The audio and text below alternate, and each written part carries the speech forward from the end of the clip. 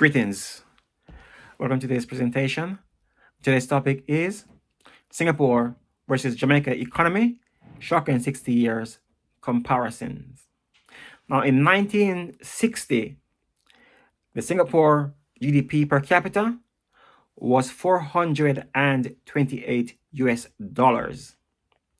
While in Jamaica, in 1960, our GDP was 426 US dollars, almost the same. By 1970, the Jamaican GDP per capita rose to 756 US dollars, just less than double in that 10 years from 60 to 70. While in Singapore, the GDP rose from 428 to 926 in 1970.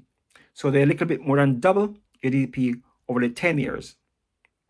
However, the next 10 years from that, from 1970 to 1980, the Singapore GDP went more than 5 times to 5,000 US dollars. While in the same 10 years, from 1970 to 1980, Jamaica GDP only rose from 756 to $1,255, less than double. So again, Jamaica less than double in the 10 years from 1970 to 1980. And then next 20 years, up to 2000, 80 to 2000, the Jamaican GDP rose from $1,255 to $3,447. That's about, 2.5 times, less than 3 times in the 20 years from 80 to 2000. However, in Singapore, 1980, they rose from 5,000 US dollars to 23,800 US dollars. That's almost 24,000 US dollars. So they almost 5 times. They went 5 times their GDP from 1980 to 2000. So again, while we are doubling, they are going 5 times, 5 folds. And then between 2000 and 2020, next 20 years from that, again, Singapore went from 24,000 US dollars per capita to $61,000 per capita, US dollars per capita. Again, so that's almost triple in 20 years on this century. While in Jamaica, GDP rose from 3,400 in 2000 to just under 5,000. That's 4,800 in 97 in 2020. So again, we just grow by about 20%. So while Singapore GDP went 5 times in 20 years in this century, the Jamaican GDP just went 20%. And that's where we get left behind. And in 2022, that's last year, these people on the websites put it at some put it at 6,000 US dollars, some put it at 5,500 thereabout US dollars for Jamaica. So let's say 6,000 US dollars in 2000 last year for Jamaica 2022.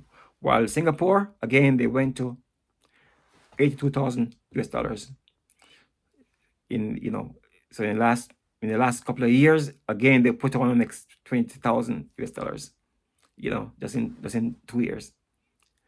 So, and that's where we get left behind, and, in Singapore, when they get independence from the UK, for the first 2 years, between 63 and 65, they weren't sure what to do. And so they joined Malaysia and become one country with Malaysia. I forget the name of the country they call it, something like the Malaysian Empire. But they had ethnic skirmishes or violence in the street because most of the people in Singapore were of Chinese ethnicity, and they outnumbered the people from Malaysia ethnicity at 3 to 1. And Malaysia did not like that. So in 1965, just after 2 years, Malaysia says, no, we don't want you to be part of us. And they pushed Singapore aside. 1965. And Singapore was left in a doldrum. They had to find their feet. They had to make themselves, useful. But you know what? They did. They come through it. They come through their problem in their country. But in Jamaica, they were stuck with political, tribalism, and that continues. And the politicians use people in Jamaica, against each other, the two main political parties, and that continues and hold the country back. But I believe that the one thing that can push Jamaica forward is tourism. And unless Jamaica realize that, because you see, under British Empire, the British always use Singapore as a port, and I think the name, I forget the name for they call it, but they use the port. The term they used was that the ships could go to Singapore and offload their goods and reload their goods, as a logistics hub without paying Singapore any money at all. So they do it like for free. But after a while, but in the 60s, Singapore said, no, you cannot pay for that stuff now, and so they waste of it. While in Jamaica, we were used by the British as well, and the Europeans in the whole, Americans as well, as a tourism destination. So the rich people from England used to come in the private planes in the 60s, and or in first class flight or whatever, and chill out in Jamaica, all the stuff, James Bond movie, the Royal Flame making the films in Jamaica, writing films in Jamaica, all that stuff, and but we didn't make up most of it. That's where we went wrong. So we should maximize on tourism. And today, Singapore have 10 million tourism every year. In Singapore, Jamaica has 4 million tourists visit us every year. And guess what? St. Elizabeth is larger than Singapore. Singapore is a city-state. They are 433 square miles. St. Elizabeth is about 470 something, 78 square mile. So we're a little bit bigger than Singapore. Imagine that St. Elizabeth could be turned into Singapore. That's why I keep saying that the government need to use direct foreign investment to spread tourism around Jamaica. St. Elizabeth could easily hold 3 million tourists, but that's where the government need to go. And the economy must start growing by 10% per year every year. For 60 years, from 1960 to now, Singapore has grown every year by an average of 8 to 10% each year. 8 to 10% each year. They grow every year on average. While Jamaica grow by 1 to 2% each year on average for the last 60 years. That's where we went wrong. And the politician in Jamaica, in America, when it's time for general election, politician is debating. You know what? This phrase they use. They say, "Is the economy stupid?" That's an American phrase. Is the economy stupid? And Bill Clinton uses a lot as well when he was running against I think it was George Bush's father. So, and in Jamaica, when it's time for election, the people must understand that they must let the politician tell them how they intend to grow the economy by at least 10% every year for the next 5, 10, 15, 20 years. And whoever has the best policy, that one you should vote for. And if they fail to keep their promise, you vote them out of office. And until Jamaica comes to the point where when it comes to a general election, for the 12 months leading up to the election or 6 months leading up to the election, the politician must come on TV in a debate and different various programs and explain to the people how they intend to grow the economy and employ the people in Jamaica.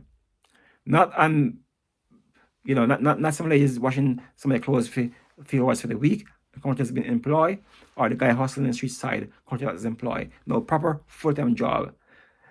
even if it's minimum wage, but proper full-time jobs. So how are they going to create 100,000 jobs, you know, in one in 1 year? You know, at least they should be having some 50,000 jobs per year created in Jamaica for a 5 years period.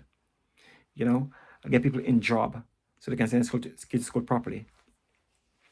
And that's how we find that Singapore economy have left Jamaica far behind. Till today, in Singapore, the GDP per capita is over 80,000 US dollars, while in Jamaica is 6,000 on 6,000 US dollars. That's about what 12 times more than Jamaica's GDP. It's too bad. We're too far behind. Something needs to change. God bless you. God bless our Prime Minister. God bless the Jamaican Parliament. God bless all cabinet ministers. And God bless people of Jamaica, that God will help us to come out of our issues, our political tribalism, and start to think positive, grow the economy, give people jobs, full-time jobs to do, the kids go to school properly, be fed properly, and have good education. We must deal with the base first, the base first, the base, the wide base of people need jobs. God bless you. Till my next video, peace. And remember to subscribe to my channel and share my channel. God bless you.